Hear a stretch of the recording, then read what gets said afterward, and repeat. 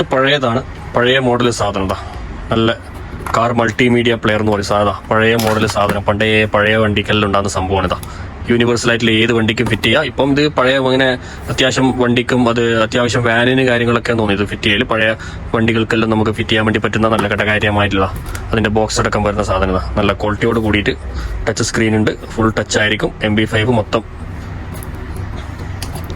ഇങ്ങനെ വരും. ഇത് കുറച്ചും കൂടെ മുമ്പിലോട്ട് വന്നിട്ട് കുറച്ചും കൂടെ അപ്ഗ്രേഡ് ആയിട്ടുള്ള സാധനമാണ് ഈ സാധനം വരുന്നതാണ്.